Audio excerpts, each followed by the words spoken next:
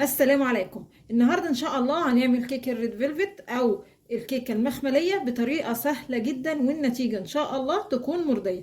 تعالوا بقى نسمي الله ونشوف هنعمل الكيكه الجميله دي ازاي. هحضر الاول المواد الجافه. معايا كوبايتين دقيق، دي كوبايه.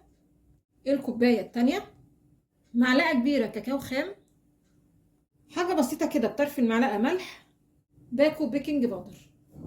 اقلب المكونات مع بعض كويس قوي، وبعدين هركنها على جنب لحد ما احضر المكونات السائله.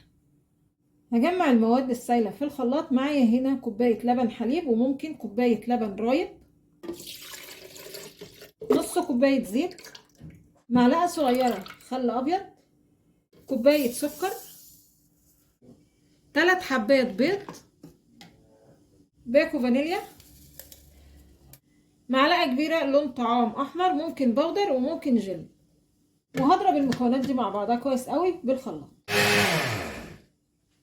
وبعدين هضيف المكونات السائله على المكونات الجافه، واقلب المكونات مع بعضها كويس قوي. وبعدين هجيب صينيه مبطناها بورق زبده، وهصب فيها خليط الكيك، وده سمك خليط الكيك. فرن يكون سخن على درجه حراره 180. هدخل الصينيه الرف الوسطاني، بتاخد يعني بين نص ساعه لساعه الا تلت، وان شاء الله تكون مستويه. الكيكه كده خلاص استوت.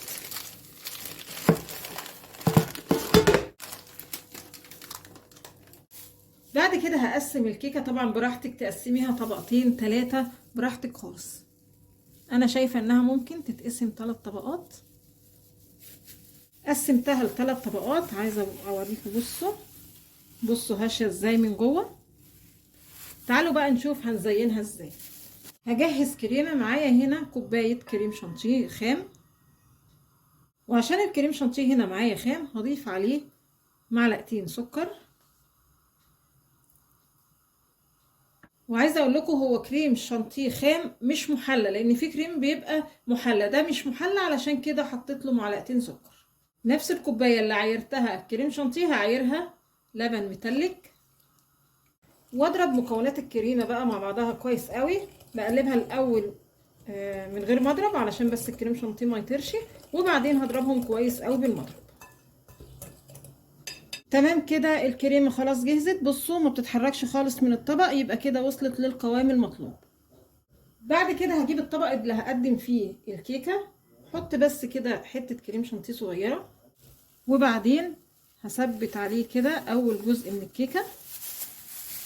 بعد كده هجيب شويه لبن واشرب كده الكيكه شويه لبن، بس مش قوي يعني علشان ما تبقاش معجنه. ممكن بدل اللبن تستبدليه مثلا بعصير، او ممكن حتى شربات اللي هو بتاع البسبوسه والكنافه، وممكن عصير كمبوت. بعد كده هضيف طبقه من الكريم شانتيه.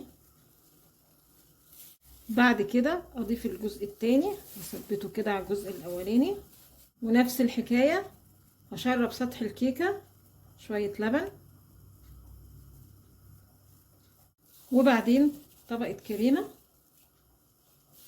وبعدين اضيف الجزء الثالث واشربها كده شويه لبن. بعد كده هضيف كل الكريمه الباقيه، واساوي الكريمه على كل الكيكه وكمان من الجوانب. غطيت الكيكه بالكريمه. معايا هنا وش الكيكه كنت واخداه كده على جنب، وبعدين فتته كده حتت صغيره علشان ازوق بيه الكيكه. هزوقها بقى كده على قد ما اقدر.